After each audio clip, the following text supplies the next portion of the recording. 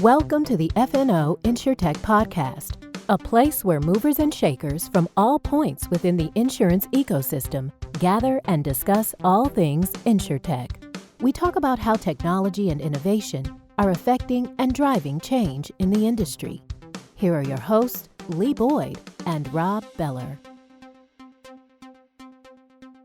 Hey, podcast world, how would you like to hear an episode from a guy who runs a technology organization inside of one of the leading providers of claims services to the insurance industry? I would.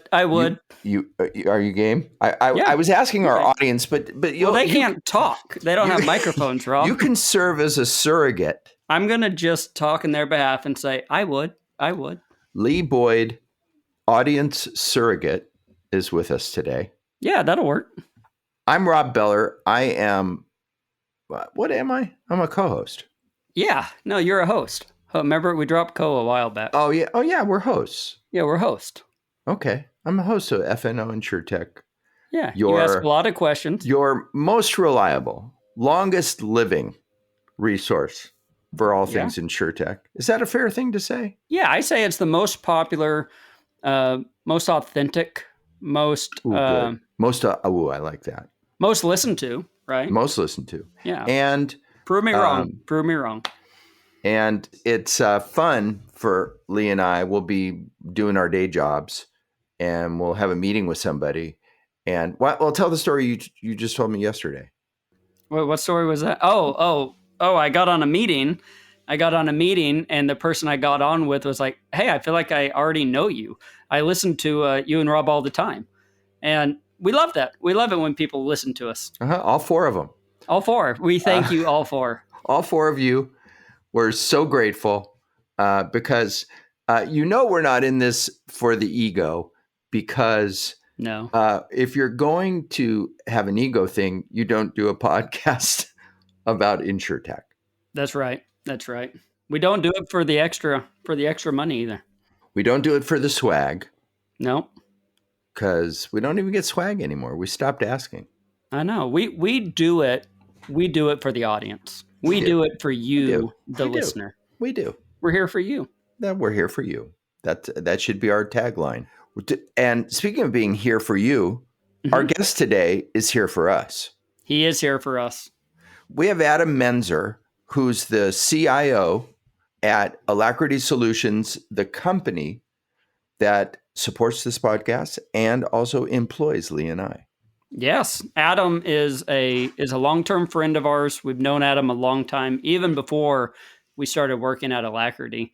But Adam's going to come on today and talk about his role, recently promoted to the CIO of Alacrity Solutions. He's going to talk about his role, but he's going to talk about being a buyer of InsureTech.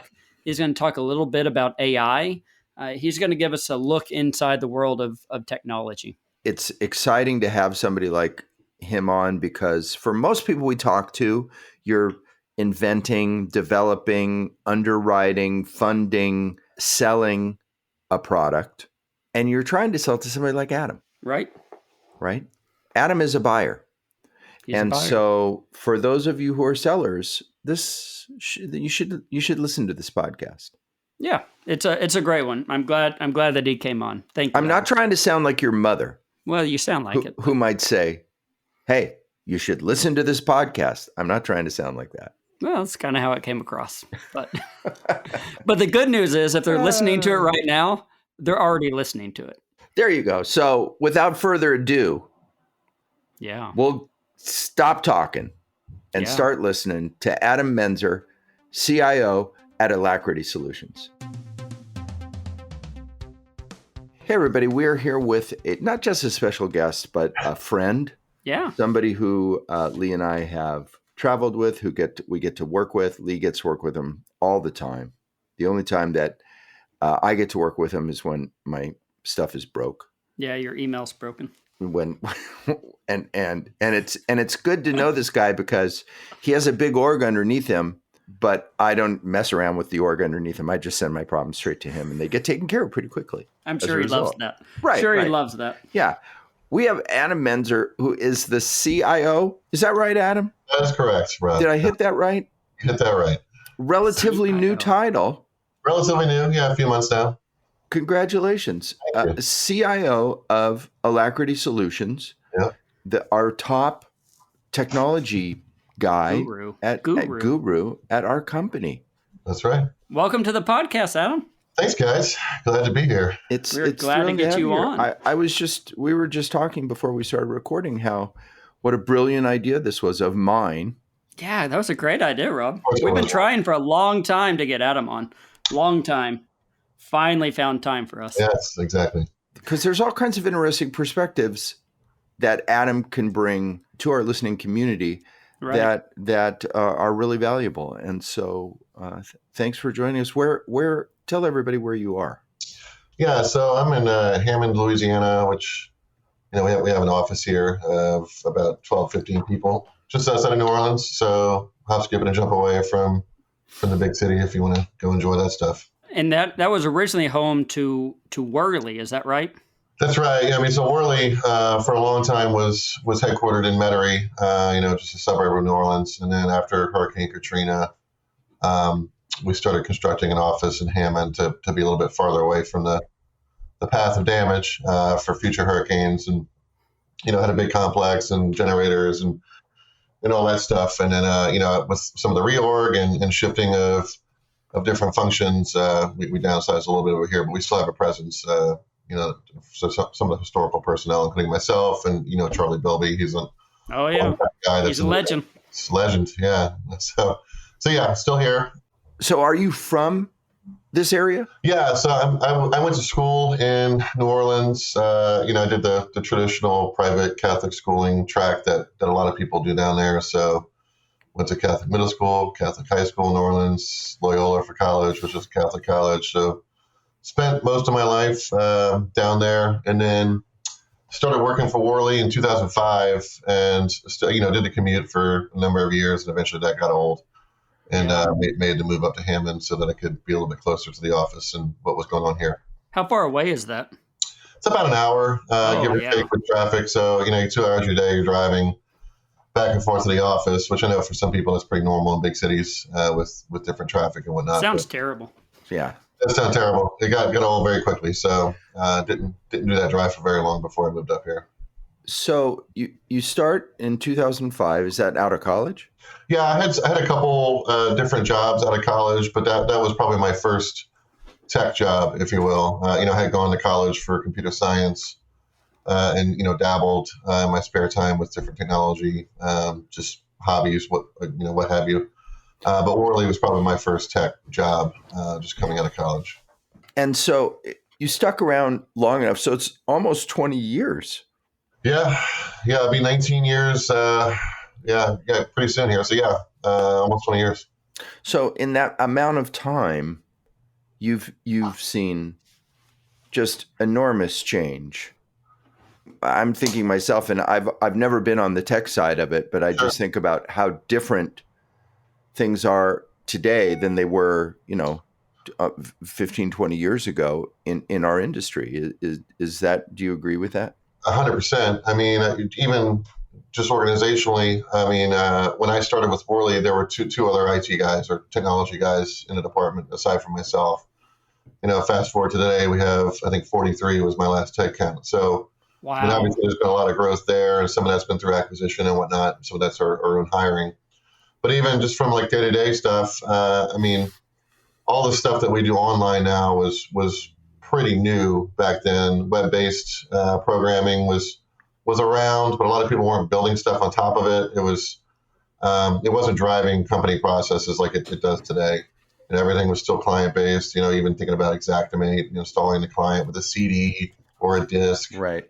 Just absolutely, the disk. Day-to-day usage of software and how you interacted with it was so just kind of old hat compared to what we do today. You download stuff today, you connect digitally to things. That wasn't really a thing back then, and so everything we did looked different. Even down to the hardware. You think about the laptops and different stuff that people used, and how underpowered they were compared to what we use today. And smartphones were a new thing. So, 2006 or 7, I think is when the iPhone came out, whatever year that was. And so, it's been transformative the way people use tech since then. How do you keep up? How do you do your job and keep up? It's a good question. I think part of it's because I'm a kind of a nerd myself, and so I like to play around with whatever's the hot and latest thing. But I mean, truth be told, you can't do everything yourself, and I've been fortunate that a lot of the team members that I have within our own technology department have been with me for a very long time. 10, 12 plus years in some cases. And those are all really smart guys and gals. And we feed off of each other and, help each other out whenever, we run into something that we're unfamiliar with or don't know, or just want to collaborate. And so, I attribute a lot of it to that too. Just being in one place for a long time around the same people, I think has helped me a lot in that area. Before we jump into current trends and what's going on, I wanted to see if you could walk us through a little bit of your tenure here with the company. You started in 2005. What was that role, and what roles have you held up to this current one of CIO? Yeah, no. So 2005, I came in as really just frontline support for the IT department. They didn't really have a help desk or techs or anything like that. They just had programmers. So they needed somebody to interface with the normal user or adjuster or whatever that needed help with their laptop or ran into some software error. And so I just did break fix essentially for the first couple of years at the company. Learned a lot about what the company did, obviously, during that time. I was kind of in the trenches with the adjusters and different, specialized personnel that we were deploying. And then, as I advanced in my skill set and got to understand more about the company, my role grew a bit more. So like in 2007, I think, or 8, I got more into the back office side of IT, managing servers and networks and systems and making sure that we had disaster recovery in place and backups in place and things like that. So that it just became more specialized at that point. And then in 2010, I moved into management, and that coincided with the Deepwater Horizon spill, which Worley was heavily involved in. We had to stand up, 30-something offices along the Gulf Coast. And that was my first opportunity to essentially hire a bunch of temporary IT people to help out with that project. And so ended up managing them for the duration of that project and really stayed in that manager role until about 2016 or 17 and was promoted to senior vice president of technology at that point and was de facto head of IT at that time. We didn't have a CIO for a number of years. And so that's what led me to recently where I was promoted to CIO and, made it official. That is neat. So today, what do you spend most of your time on? What does your day look like? Yeah, so it's a good question. Budgeting is a part of the job that I never saw myself spending a lot of time doing. I do a lot of financial analysis of, what we're spending money on, what our ROI looks like for different things. But outside of that, project planning, of course, for different strategic initiatives. And obviously, I get to work with you on a bunch of that for some of the stuff that we're doing. Try to be more forward-looking than I ever was. In some of my prior roles, it was definitely like head down, day-to-day, whatever's in front of me at that point is what I'm focused on. Now you have to shift your perspective a little bit to say, okay, well, we have competitors obviously in our space, and I'm leading our technology group. I'm responsible to some degree for innovation within the company. I have to do my part to help us set ourselves apart from our competition and make us more attractive to our customers. And so I spend a lot of time talking with the rest of the C-suite and upper management on what that looks like day to day. So. That makes sense. So a lot of your day is thinking about new trends, I guess, and trying to stay ahead. Rob and I were talking earlier when we were talking about this podcast. We thought, you probably get asked by carriers all the time, "Hey, what's new out there? What are you doing that's different? What separates you?" What do those conversations look like? Yeah, it's tricky, because all the carriers are all over the place with their own technology posture and the way they kind of operate as a company. And you guys both know this, that some are easier to work with, some are harder to work with. And sometimes that's because of their own, historical bureaucracy or technology. Sometimes that's like the Titanic, trying to move the Titanic. It takes time. And so they offload it quite a bit onto us and try to have us solve those problems for them. And so sometimes it could be as simple as, how quickly can you integrate with us so that we can give you work? And other times it's truly about the labor model and trying to be competitive there. Provide a cheaper service, but still maintain the same quality. And sometimes technology plays a part in that. So I think it just depends on the carrier, where they are in their own maturity, and the services that we provide for them. I'll ask this question because it needs to be asked. When you work outside of the IT realm, we'll be in a meeting, and typically the department that gets thrown under the bus is the IT department. Why? Why is that? Well, the answer is it takes a long time. It slows things down. Why is that a perception that permeates? And it's not just, it's everybody you talk to. I mean, when you were talking about carriers, I thought to myself, that's something that carriers usually say to us. Or if it's going to require, an IT build, then, it's going to be 9 months or something like that. What's going on there? Yeah, no, it's a fair question. And I think a lot of that has to do with how technology enabled a lot of processes have become over the years. You think back to, even when I first started with the company, a lot of things were more manual entry. You had teams and teams of people doing either data entry or data analysis or whatever the case was. And a lot of that's been replaced by applications that do a lot of that for people. But it does, to your point, take time to build a lot of that and, to tech enable that process. And there's reasons that you would want to go down that route or reasons that you wouldn't want to stay manual. But data integrity is such a hot thing, I think, for everybody, making sure that the data is accurate, looks right, it's consistent, and people are making decisions upon that. The diligence that goes into creating something around that is just intensive. And, the bigger you get, the more you do, that just becomes more complicated. And I think that's where we are with Alacrity right now. Our story is great too, through acquisition, through development of new service lines. And as we try to, create a single offering, a lot of that becomes complex, and it takes time to make sure things look right and you do the right thing. Yeah, I'd like to talk more about that. So Alacrity is known for acquiring quite a few companies. And with that, you have to roll up the services. You have to roll up the IT.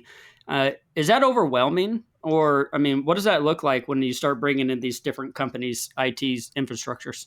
Yeah, it's interesting because, we've had the opportunity to, look under the hood of all these companies. A lot of people don't have that opportunity, by virtue of us buying these companies. We get to see what they did or how they solved a particular problem over time. And a lot of the companies have done the same thing. It just looks a little different or maybe handles certain things a little differently. And so it's been challenging from the standpoint of, trying to get everybody rowing in the same direction sometimes. Right. And that's always a challenge when you bring two sometimes geographically distant groups of people together. They think differently, they operate differently, whatever the case is. And I've obviously seen that within our own technology group, where we've inherited technology staff from some of these acquisitions, and they're still a part of my group today, which I'm pretty proud of. But yeah, it can be overwhelming. But we try to be thoughtful about it. Obviously try to prioritize what's important to the company first. You got branding, you got marketing that obviously want things to be done very quickly so that everybody's under the same umbrella. But even procedurally, getting everybody, onto the same rails if they exist is important too, so that we're delivering a similar solution to or service to all of our customers. We didn't necessarily want to spend a lot of time on this topic today, the topic of security, but we so can't. Important. But we can't ignore it. You can't. It seems to me like, as somebody who sells our products and services, and works directly with our customers, and security is always part of it's like the first thing. It's the first part of the conversation, and so that must be a very complicated thing, and something that has changed tremendously, and that continues to change tremendously. On a daily basis. Where what you had to do for security in 2010, versus what you do today, it's a different world. Absolutely. So, talk for a second about that task and burden that we carry there. Sure. And to your point, every single customer engagement we have, there's always a security addendum that we need to, respond to. And convey what our security posture looks like and what controls we have in place. And we have to go through regulatory controls and certifications and all that jazz. So yeah, it has become burden is probably the wrong word, but there's a lot of overhead associated with that, to maintain that. So yeah, 2010, I think, if you were a company that was developing applications, especially a small company, you probably didn't have any kind of security apparatus. You were depending on your programmers and your engineers to say attest to the security of what they were doing. You might penetration test an application or something like that to see if you have something really bad going on. But that's kind of flipped on its head because of how interconnected everything has become. The risk profile is just so much bigger than I think it was 10, 12, 13 years ago. And so, obviously here at Alacrity, we have our own cybersecurity department or InfoSec group that you guys I know deal with pretty frequently. And they, you asked me how I stay on top of trends. They have a much harder time, I feel like, given everything that goes on. They get alerts every day about 0-day vulnerabilities, and they have to check and see if that's something that we're that we need to respond to or deal with. And so they're constantly in a mode of switching between being proactive and reactive, and that's a difficult place to be in. I think just it takes a special person to operate in that manner. And so some of our team members in that group are ex-military, and it shows. They're just so type A and just all over it, and it's pretty cool to see. But it's not only your staff that is involved in it. It's yo-yos like me and Lee who don't let me into can that. inadvertently create issues or a vulnerability. Again, I don't want to get into the details, but it just seems like it's a big world, a monumental task. Yeah, what you're seeing is, and what we say without directly saying it, is one of our bigger risks is our own user base, and I think that's every company. The user behavior drives a lot of these threats and attack vectors that you see, whether it's ransomware or something else. Like opening up a malicious attachment in email. And so that's why we do phishing campaigns, and we do security awareness training, and all these things that seem kind of mundane and boring, but they really are important. Is just frequent sort of coaching of behavior to sort of encourage discipline in that area.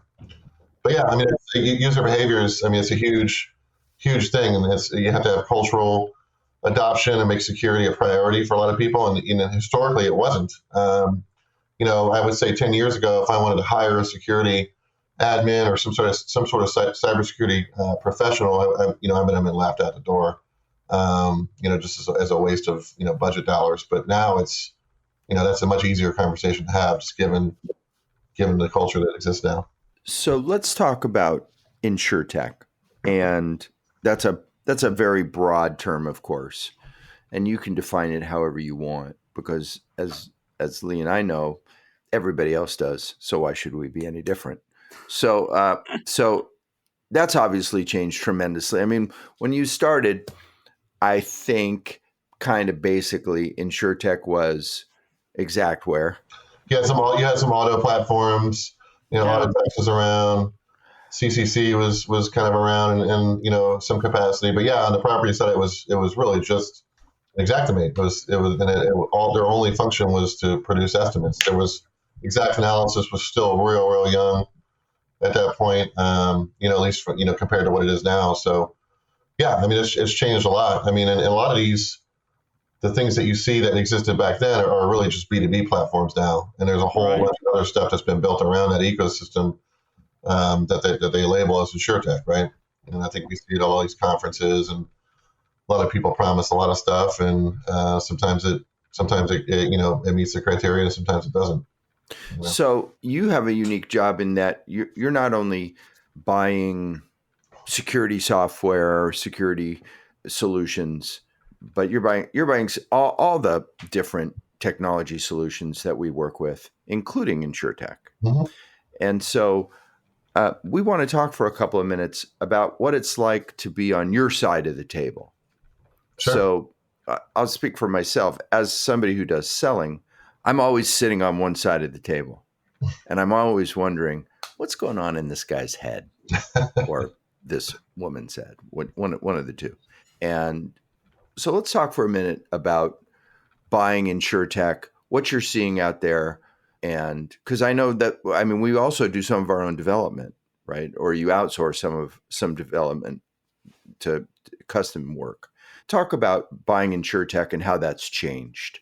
Yeah, so that's a good question. I think, like I was trying to illustrate a second ago, I think what's really changed is there are companies that instead of trying to become InsureTech companies themselves, I guess for all intents and purposes, they just develop a platform for InsureTech to be provided or offer their services. So, I think that's what Verisk has become more or less. They are technically an InsureTech company, but they have partners for 8 million different things, right? And we all know that. I think, and that's kind of a newer thing, I think, in the industry, whereas, you look back 10 years ago, these were all kind of isolated things and they didn't really work well together. But I think, whether it's Verisk or you talk about CoreLogic or some of these auto platforms, they really are becoming just platforms that other companies can develop with or integrate with for their own InsureTech offerings. So I think that's a big kind of transformation. Obviously the technology has gotten better, whether it's our ability to compute faster or, storage is so cheap now. So storing images and flat files and stuff like that you would want to look at or parse or whatever is so cheap. And that's a huge transformation. The actual just back end hardware of everything has become so much better and so much cheaper that it's enabled companies to do more than they would have, say 10 years ago. But I guess from my position, we have users that they of course have salespeople calling them left and right, trying to offer their services and the latest and greatest thing. And sometimes I get brought in the back end of that process, which is okay. I'd rather be brought in late than not at all, right? Right. And so, but I have to be an enabler. I don't want to be the person that's blocking somebody in the business who really wants to use something that they think is of benefit to them. And so that's been I think an adjustment that a lot of people have a hard time making is, if the solution is good and it's not expensive and it, handles all the data security requirements and all that stuff, there's really no reason that you shouldn't pursue that, so long as everybody understands what you're doing there. And to Rob's point, you have to have, at least for me, I have to have that make versus buy conversation sometimes. Right. So if somebody's looking at a product or a solution that does have a hefty price tag, or maybe doesn't do everything that we want it to do, but maybe we could do something a little bit better, that might be something that I would want to build a project around and at least explore what that cost benefit analysis would look like for either doing our own internal development or outsourcing it, right? Custom development, everybody does it. Every company we've acquired, every company that we deal with does their own custom development. It's unavoidable. So yeah, the make versus buy conversation is sometimes where I'd like to be on the front of that conversation instead of on the back end. You know what I mean? Whenever you get approached by InsureTechs, what catches your attention? What are you looking for, or what do they have to say for you to even give them a shot? Yeah, I think they have to be very clear about what they're trying to solve. A lot of people promise the world when it comes to InsureTech. We'll be able to, so for instance, when it comes to damage recognition, there's a lot of people that sell a lot of products in that space. With property, I think that's, if somebody's going to tell me that they're going to streamline 100% of our property estimates by automating some of the damage recognition and seeding an estimate, which there are some companies that promise that, I'm very skeptical of that, given the variance that exists in the property space versus the auto space. I think that's a much more tenable conversation in the auto space than it is property, but I just don't think we're that far along yet. And so when you start to overpromise those statistics and, just be less realistic about, the world, I think that's kind of a red flag to me. So a lot of people say they can replace entire departments or entire labor forces, and those are all kind of hit or miss, because I think it ignores, I guess, the dynamics that you have with your own customers. You know what I mean? So take, for instance, in the property adjusting space, they've been saying for years, companies have been saying for years that, the insurance adjuster is a thing of the past or whatever the case is. And it's still around. And I think a big part of that is not just because the job is hard, but there's a customer service aspect to this too. And I think that's important. And I think a lot of people diminish the value of some of those ancillary things that it's not the true product or the true output of the adjuster, but it is part of the service they provide. Yeah. And, so I know I've been rambling there for a second, but that's kind of my thoughts on the matter. Just internally, I mean, I can't imagine how many different products we use from the industry, dozens probably, right? And like you acquire a company, like I think we just recently acquired a subrogation company. Correct. Mm-hmm. And didn't they come with their own platform? They did, yes. And I mean, that must be, for the people from the subro company, they probably think, well, this is easy. Here's our platform. Right.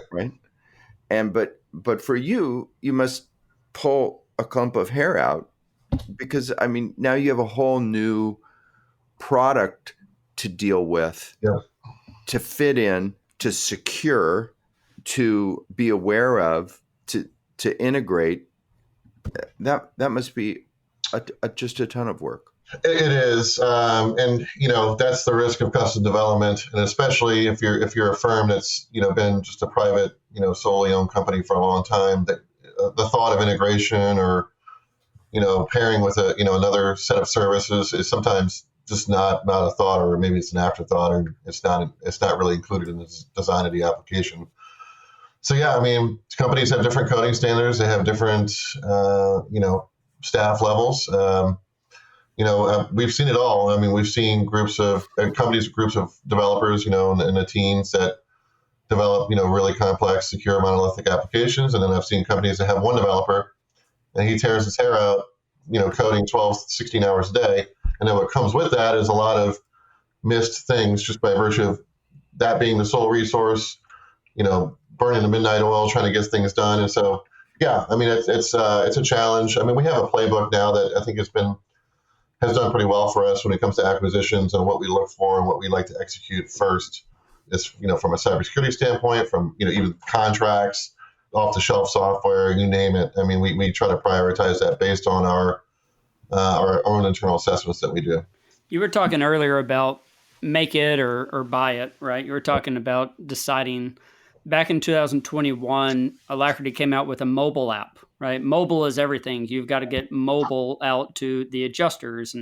And I mean, you actually partnered with a group to build that mobile app, and it actually won an award, right? Why don't you tell us a little bit about that? Yeah, so I think, everybody's got their cell phone on them all day long. Just to give you some kind of context or perspective, I think, on how this originated. But not everybody's in front of their computer or in front of, whatever other device they might use day to day, or tablet or whatever. And so, I think for us, the idea was, let's shift a lot of the communication that we do with our workforce and the actionable things that we want them to do to mobile. And, having a mobile app that can have push notifications and you can actually integrate with your own internal systems through the mobile app has been a value for us, from everything from communication about deployments or opportunities with the adjusters to, even compliance items. We need them to sign a contract, or we need them to complete this certification or this course or whatever. And we started to build on top of that, to even our internal dispatch process as to how we give work to our workforce. And so instead of having somebody pick up the phone, we're able to put it on some rails to where, there's kind of unintended communication with our workforce, and it enables our other internal back office people to do things that they consider more important. Instead of having to track down an adjuster that can handle a claim in this area, we can automate a lot of that for them through our own internal systems and the mobile app, and make that kind of a two-way communication stream with our workforce.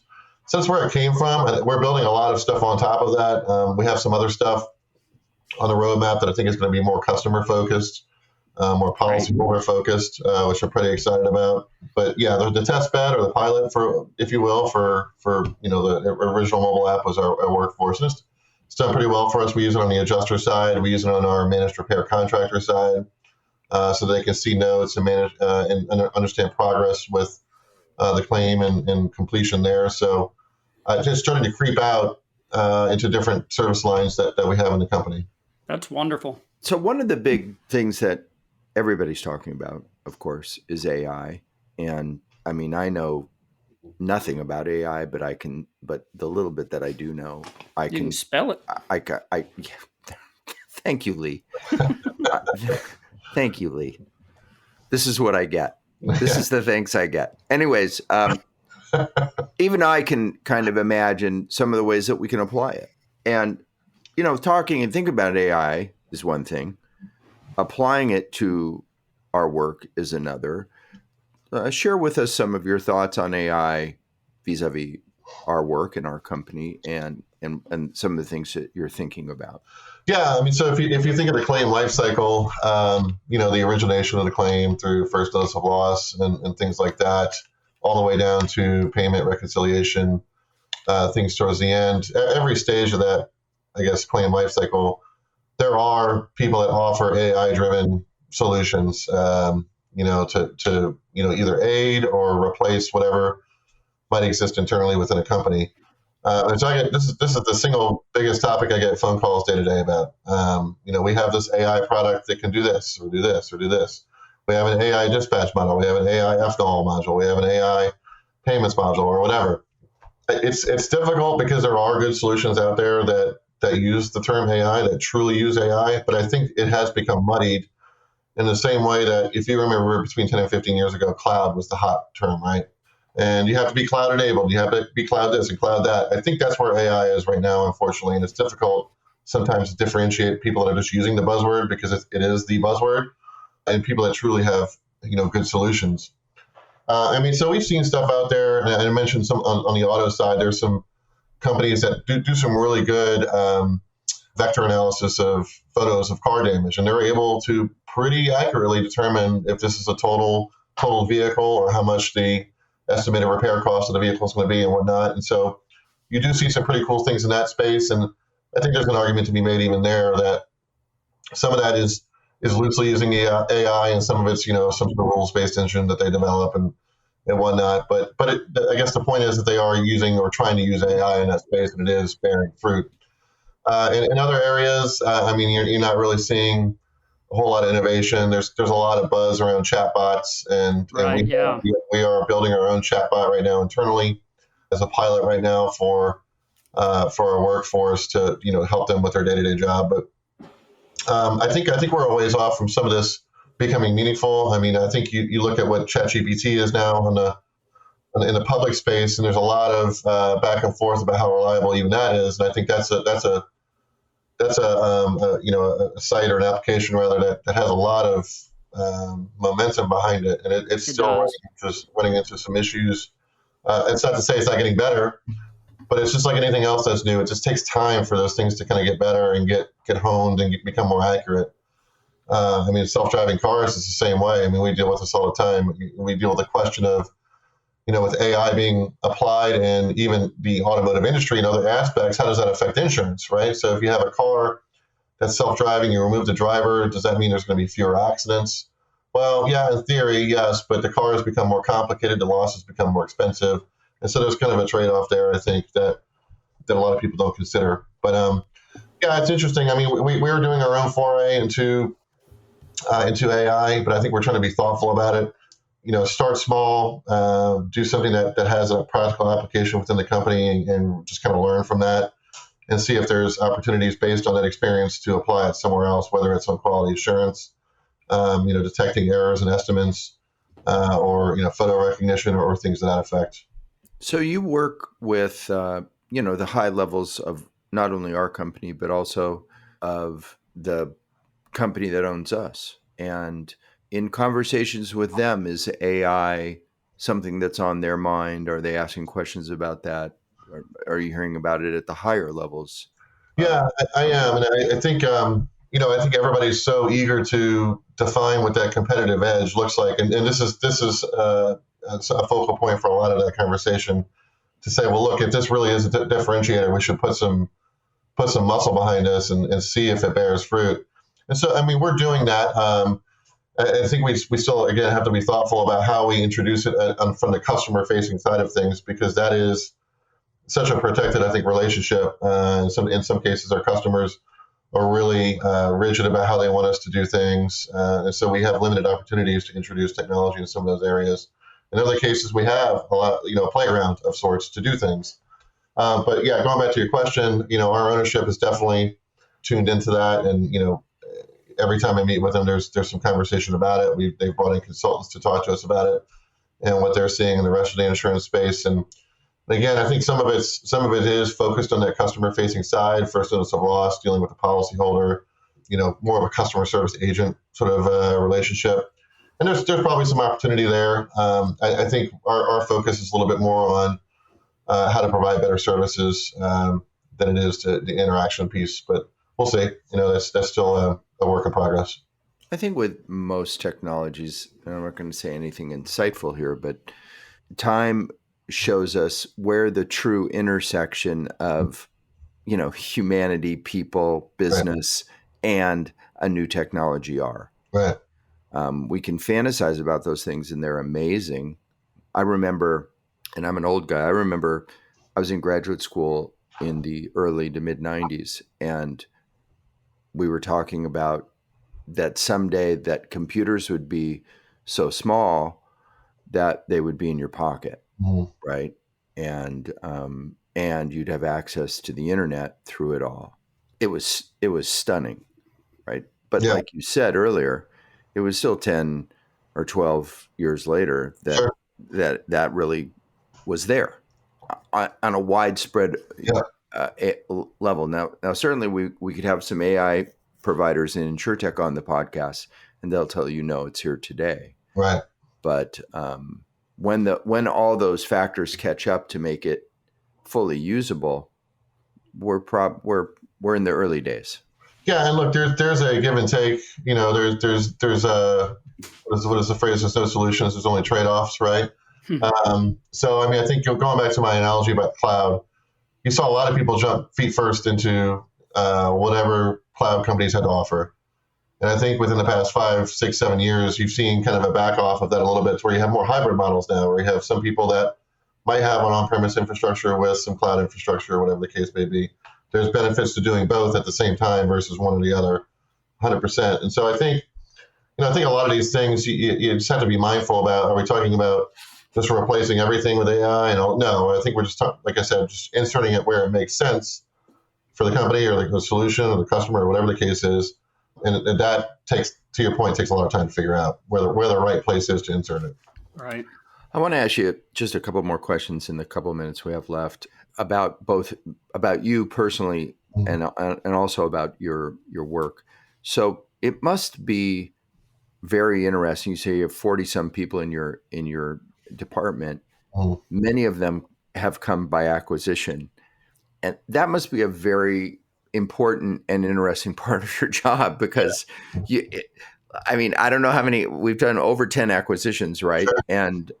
And so each one brings its own culture and its way of doing things, and they think that they have the best way, and they think that they have the right way, and maybe they don't want to compromise, and so on and so forth. That must be an art that you've learned over time. Yeah, look, it's I wouldn't claim to be a manager guru by any means, but I think I've done a good job of incorporating one of the words you use is cultures, and that is so true. You have, like I mentioned earlier, people from different parts of the country. The companies were run different historically.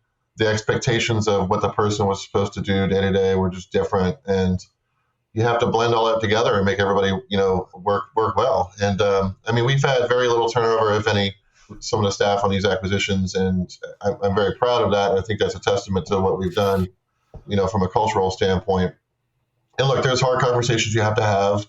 I have to be sometimes ultimately make the decision about a direction that maybe not everybody likes, but eventually they get on board. And, I do the best I can to sell that and to make sure that people understand that I'm not coming from the place of, look, I'm the boss and this is, it's my way or the highway or whatever the case is. I think we all want to make the right decision and make the smart decision. And I think that everybody's bought into that, and that makes things a lot easier. So let's talk about you for a minute. You've been engaged to be married for about 7 or 8 years now. Just jumping right in there, huh? That was not on script. I just can't get enough of giving Adam a hard time about that. That's 7 years, a little over a year now. Okay, all right. It Over just feels like 7 years. Yeah, it just felt like 7 years for me too. in a good way, though, right? In a Yeah. good way. Yeah. And Don't worry, she's not going to listen to this. yeah, I guarantee you, Lee and I like to talk about that our wives, we have 200 and some episodes, and our wives have never listened to one episode. So chances are it ain't happening. She'll listen to it for a minute. She'll be like, are we done? You're not making it 40 minutes in. Oh, that's really nice, honey. Can we go to the supermarket? I mean, there's many tasks that are more interesting. But you and I are kind of related. Kind of, yeah. We have kind of a shared history of sorts, for sure. We do. How is that? We're Hungarian guys. Yeah. Hungarian. Okay. Menszer is a Hungarian name. That's correct. Yeah, it is. I don't know how it would be said. How's it said in Hungarian? Do you know? So it's the original spelling. So it's got an S now, but originally had a C. So it was Menczer, and it was pronounced Menszer instead of Menszer. So more of an SH instead of a Z. Do you know where in Hungary your family? I do. It's now in Romania. It was at the time part of Austria-Hungary, but it's a town called Arad, Arad. Oh, cool. And so you can actually go there and see there's graveyards with tombstones of some of my distant relatives. Oh, you've been? It's some of my family has. I have not personally. I've had that experience. I got to go to Hungary, and that's one of the things we did. We went to a cemetery, and there was family. I saw my great grandmother's gravestone, and so my family name is Zimmerman, and in the United States, it's spelled with a Z. Right. But in Hungary, the first letter is a T. It's Zimmerman. Right. You say the T, but that was too hard in English, so they just dumped it. Right. Anglicized. Yeah. But same thing with your name, right? That's exactly right. Yeah. I mean, and I think they went through Poland, I think, before they came to America. So I'm not sure if that transformation actually took place there or in the Americas or the States, rather. It's interesting. Because by the time they got down to Louisiana, and we have copies of the early census documents from they were here, and you can see it was already an SZ. And so I'm not sure if that's really cool that y'all have that. Mm-hmm. Yeah, it's kind of amazing that they ended up in Louisiana of all the places. I know. Yeah, I mean, we know what the first place they ended up in the States was coming from Europe was Minnesota, if you can believe that. At the time, that was whatever the railway network that they had in place, that was a big stopping point for immigrants coming from Europe. And so that's why you see so many German immigrants and stuff like that up north, because that's where they ended up. Right, because they could get there. Exactly. There was a way there, but Louisiana's a long way from Minnesota. It is, and the story about how they got down here is I'm not 100% sure of. But yeah, they settled down here in the early 1900s, and the rest is history. Well, it's cool for us to know a real Cajun, even though you're not Cajun at all. No, not really. But kind of by location. It kind of seeped into my skin with the humidity that we have down here. So. So last question. When is the most common time of year to have crawfish boils? Yeah, so it's typically after hurricane season. So you get into January. Into January, I would say beginning May is the cutoff for a lot of that. So you have about a four month window where it's good. Too early and too late in the season, you're not going to enjoy them. They're either going to be too small or the shells are going to be too hard at the end of the season.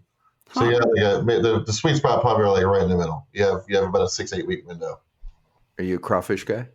I am. I do boils every year. Okay. All right. I like the thought of it. Yeah. The thought of it. We'll be looking in our email every day for our invitation. That's right. I seem to have missed that the past 2 years. It's coming right after this. By the way. Wow. But I don't do the head. You don't have to. You don't have to. That's certainly a local thing. It's not a requirement. Just full disclosure. Full disclosure. Okay. I like the corn that comes with it. I do it all: corn, potatoes, sausage. Oh yeah. Do you use a little kids pool to keep them all in? No, I just use an ice chest. Okay. That's better. That's better. I've been to some wild ones. Yeah. They tend to be a little wild. It's You got to be careful with your fingers because people bite your finger off. I mean, it's a little I don't crazy. know what party you're going I don't to. know where you're going to eat crawfish, but Okay, well, listen, it's been a pleasure having you, and really very, very, very interesting to hear about your world and the way you run it. We appreciate you coming on. I'm glad I thought of this. Great idea, Rob, and thanks for having me on. I appreciate it. Thanks, Adam.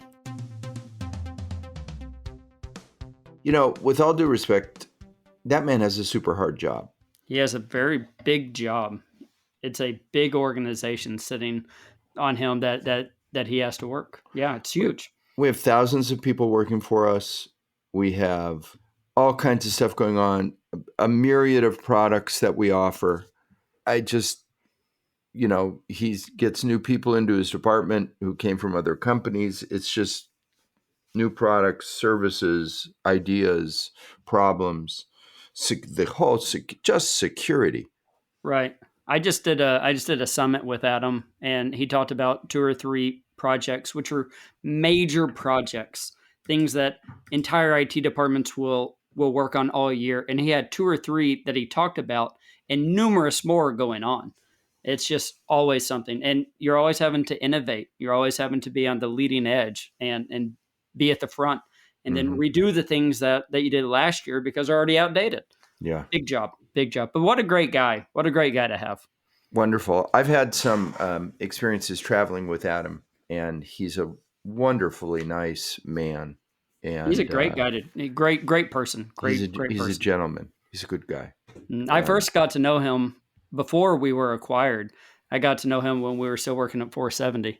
And a lot of times competitors are, they're standoffish. They're not as friendly. Not Adam. He was just the nicest person. And whenever we got acquired by Alacrity, I was so excited because Adam had set the bar, so high for friendliness and nice. I was really excited about it. Well, cool. Thank you, Adam. Thanks for being here. I hope that this was valuable for you. It was super interesting for us since we work here.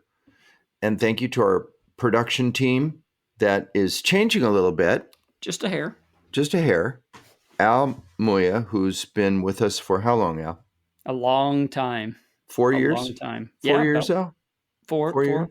Al's been with us for 4 years. I'm sure Al has edited 200 of our episodes, and he's just too darn busy now. So we're going to be using a new editor for our episodes.